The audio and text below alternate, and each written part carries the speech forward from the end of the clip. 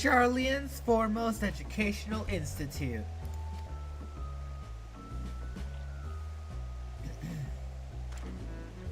You always did enjoy giving the grand tour to new students. Indeed, I've long since lost track of how many times he has recited that same foppish speech. Such is his undying love for his old stomping grounds. He was in top form back then, youngest to enter the stadium, graduated with highest honors in magical arts and aetherology, undisputed champion of the debating chamber. Hold on, you both joined the stadium at the same age, yes? And from where I stand, you're equally prodigious scholars. Nice of you to say, but Alphinaud actually entered half a year before me, nor did I do well enough to graduate with honors, and I am certainly not the stadium's most notorious master debater. In all respects have I ever been in his shadow. If nothing else, just remember that this was where the legend of Alphinaud Levier began. We should expect everyone to be fully aware of our recent escapades. Hopefully we somewhat more welcome here than when we were last at the last stand.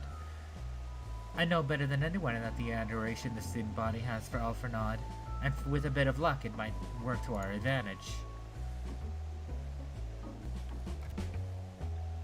Well, there's no time like the present. First things first, let's look for Scholar Monteshade. Other faculty tend to frequent their offices, but unfortunately for us, he's fond of wandering wheresoever his whims take him. Let's split up and ask the students if they've seen him.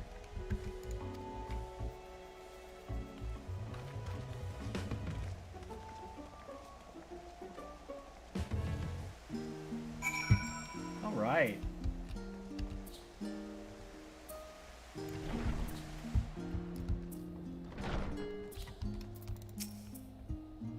That was Alphinaud Levier, wasn't it? The Alphinaud Levier? And he's with his sister and Master Baldesian's granddaughter. This could only mean one thing. An event of epoch-shattering proportions is fast approaching. Spread the word. Ha! How dead on he was. Oh, sorry, you said you're looking for the scholar, yes? Knowing him, he could be anywhere, but Miss Alipao should have a better idea.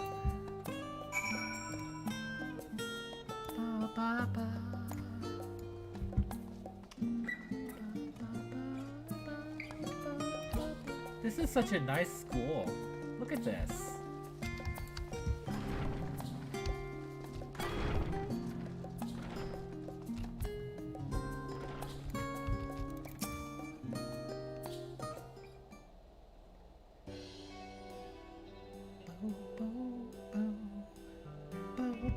Are you lost? Wandering off the street, perhaps? Wait, don't tell me. You're a trainee gleaner fresh off the guild ship. I'm right, aren't I? Oh, how silly of me. An orientation is in order. Ahem. Allow me to bid you a warm welcome to Searcher's Meet. Let me start with a question. What is the most important thing you'll find in the stadium? That's right, books. And what's the second most important? Why, that's simple. Everything else. That's what we deal in here in the Searcher's Meet. Whenever the students or tutors find themselves in need of equipment or materials, they come to us. If we don't have it in our stores, we send the gleaners off to find it. Honestly, you wouldn't believe some of the requests we get. Aya Paisa this, tongue of Gagan toad that. It's enough to make your hair stand on end, which is possibly what some of our students are trying to accomplish, this being a school of magic and all. As our newest gleaner, you'll have your work cut out for you, but I think you'll find it quite rewarding. The only thing I'm interested in gleaning is information on the scholar's whereabouts.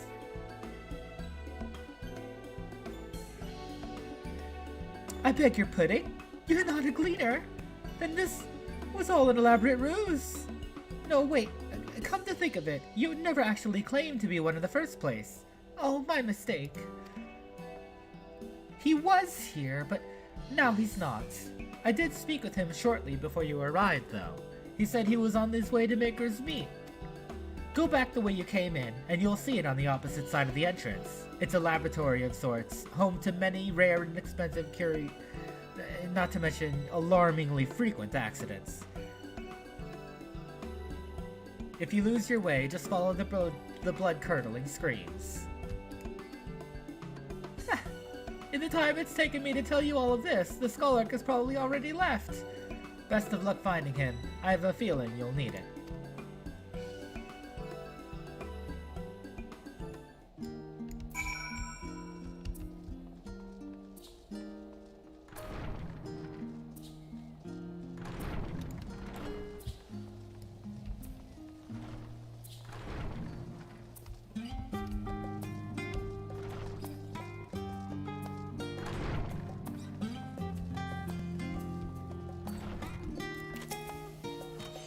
Yes, the Scholark was here a short while ago. He offered me advice on my current research project. Though we spoke at length, I don't recall him mentioning where he was planning to go next. When we parted ways, he went down the corridor, perhaps to one of the auditoriums.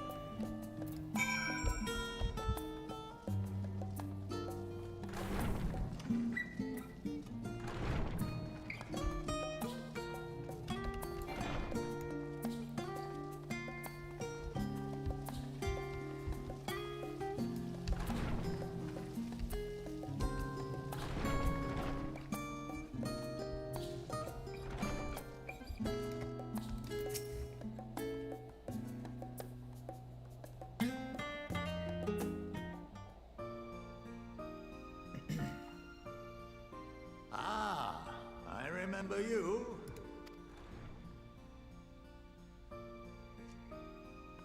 I pray we have not called you at an inopportune moment.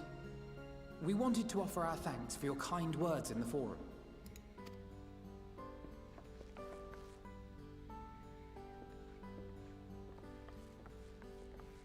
Well, I could hardly let that inquisition go unchallenged.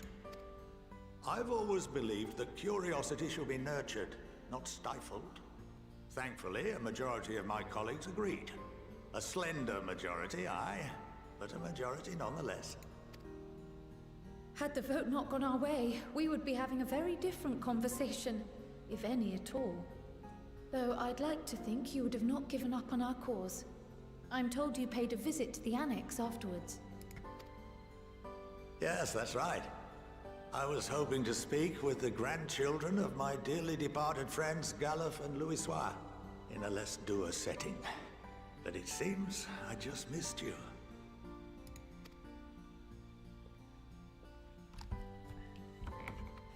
I still can't believe how much you've grown. If only your grandsires could have seen the way you presented yourselves to the Forum.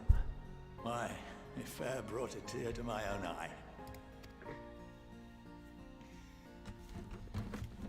You must have the patience of a saint, putting up with this lot and their antics. Never mind Montoya's prize student. Luckily, I know a thing or two about managing unruly younglings. If you ever need advice, don't hesitate to ask.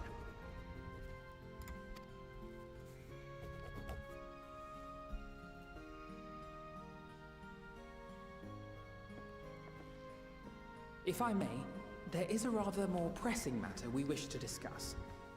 What can you tell us of this duty that the Forum must fulfill? Nothing, I'm afraid. Like all humble servants of the Forum, I am sworn to secrecy. Or rather, I couldn't tell you if I tried. Our duty is of the gravest importance. Furthermore, if the particulars were made public, it would incite widespread panic. As such, those entrusted with this duty have been bound by an enchantment, which prevents us from speaking of such matters without the express permission of the Forum. How is that even possible? It's been some time since I last gave a lecture. Please, take a seat.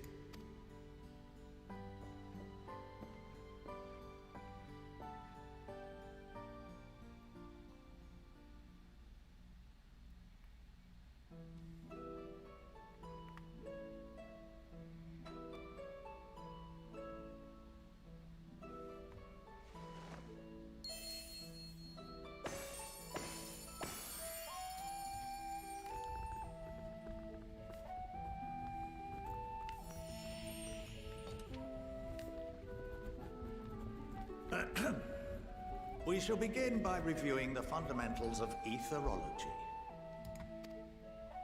The ether, which imbues us with life, can be categorized into 3 forms. 2 are of the incorporeal sort, the soul, and the memory. Can anyone tell me the third?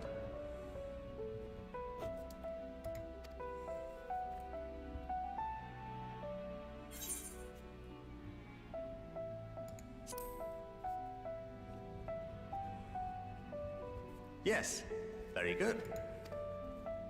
This is the form with which the layman is most familiar. Consumed by even the simplest of daily activities, and replenished by the food and drink that sustain us, this form of ether is in constant flux. In contrast, the ether that comprises the soul is rarely subject to dramatic change. The same can be said for memory, as the two are intrinsically linked.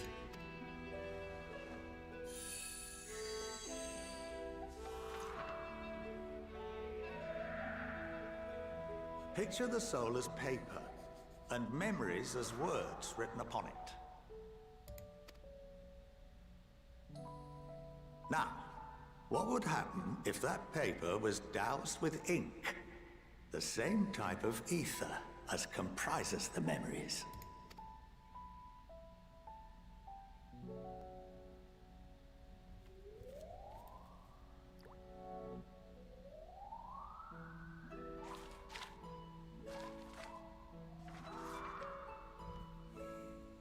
It would blot out everything that was written.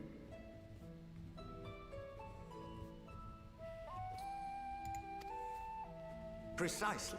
We would be unable to recall the memories, and any activities that depend upon them would be hindered as well. In fact, this exact phenomenon was observed on a vast scale not so long ago. And what might that have been?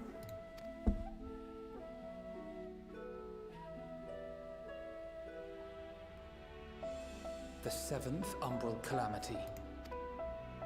The people of Eorzea vividly recall Bahamut breaking free of the Lesser Moon and raining hellfire down upon the realm. But no one could seem to remember the events that followed immediately afterwards. Indeed.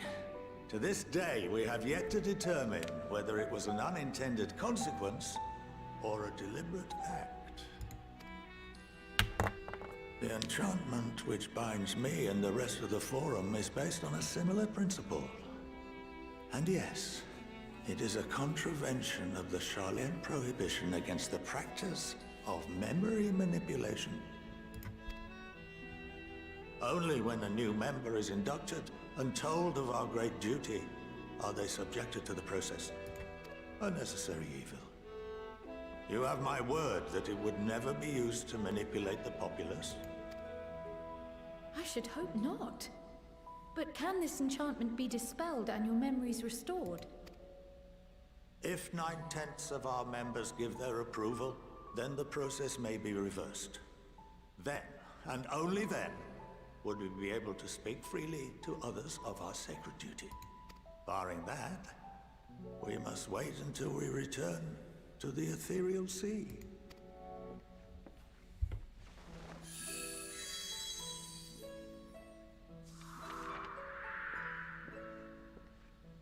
For there we will be purified, the blots upon our souls washed clean.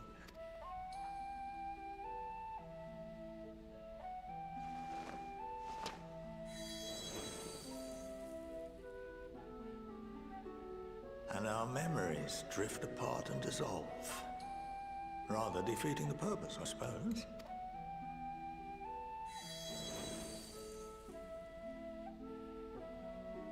But there are those memories that are indelibly etched upon our souls, some believe.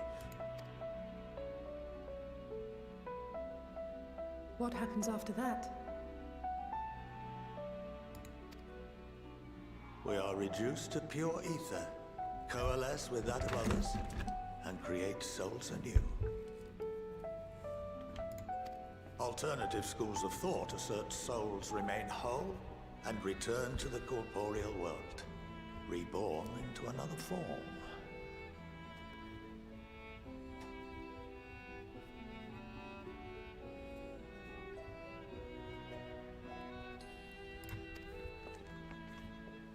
Both theories have their proponents. Personally, I consider each equally probable.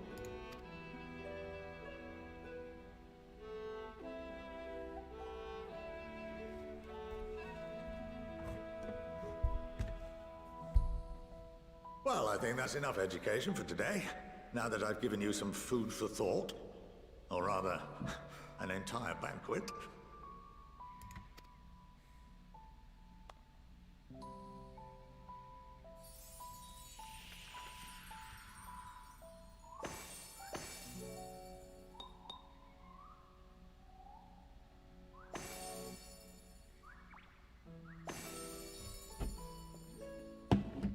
I would remind you that although I'm unable to assist you with certain matters, the resources at my disposal may still be of use to you. I'll arrange for you all to be given the run of Phenomenon.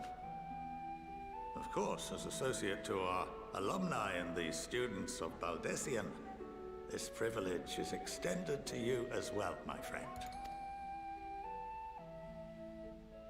Oh, and I suggest you speak with Ki Aliapo. She's well known among the artisans of Sharlayan, and her network of contacts may prove useful in your search for knowledge. I wish you all the best in your pursuits, wheresoever they may take you.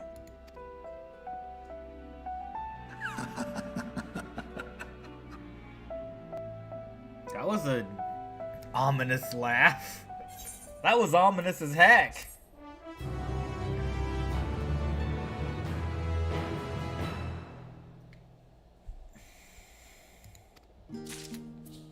Alright, that's gonna be it for now.